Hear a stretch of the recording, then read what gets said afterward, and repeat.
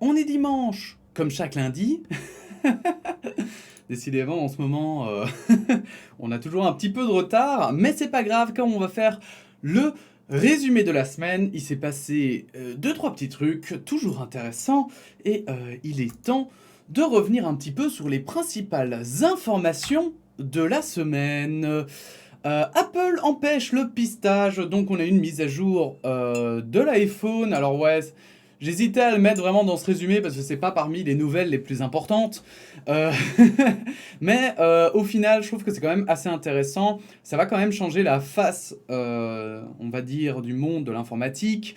Et cela va avoir un impact enfin, considérable quand même. J'ai regardé un peu dans les options et tout, et c'est assez cool parce qu'en plus, donc pour ceux qui sont pas au courant, Apple empêche le pistage maintenant publicitaire, donc l'identifiant de téléphone pour que les sites puissent voir votre identifiant publicitaire, il faut qu'ils aient votre autorisation.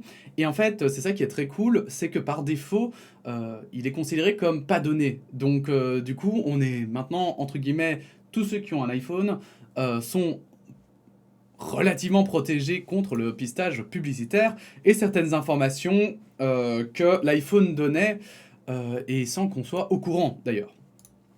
Punir en fonction du revenu. Donc on a aussi parlé évidemment c'était l'opinion d'une dame qui disait que plutôt que de donner des amendes qui sont les mêmes pour tout le monde, il faudrait donner des amendes en fonction du revenu parce que effectivement une amende de 50 euros pour quelqu'un qui est au chômage par exemple n'a pas du tout le même impact qu'une amende de 50 euros à un multimillionnaire. Donc le débat était lancé et c'était extrêmement intéressant. On avait aussi un débat belgo-belge qui était suivi par Flamand contre Wallon vraiment, donc une opinion qui était parue dans un journal néerlandophone. On a été voir un petit peu des deux côtés de la frontière et c'était ma foi hyper intéressant.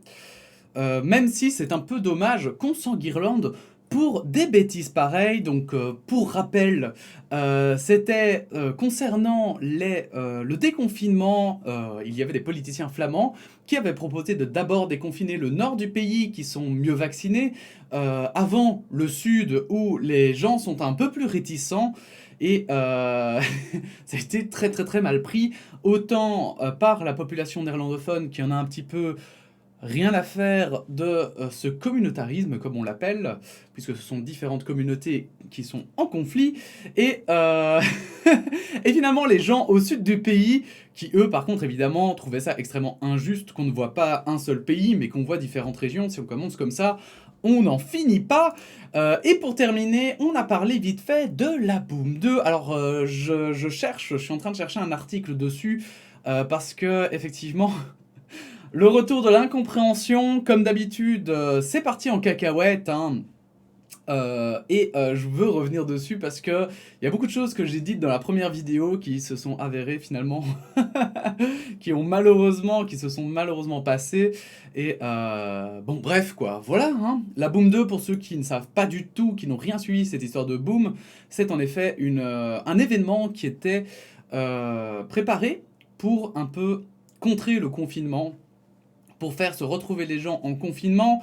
Et l'idée, c'était de faire la fête. Au début, on a dit que c'était que les jeunes. Et puis, au fur et à mesure qu'il y a des booms, on se rend compte qu'il n'y a pas que des jeunes qui vont dans ces booms et qu'au final, c'est peut-être même le fond du problème.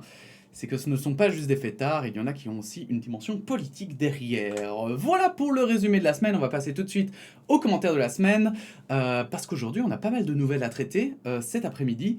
Donc, oh, hop hop hop, on fait un petit peu de course, hein. Merci et à tout de suite.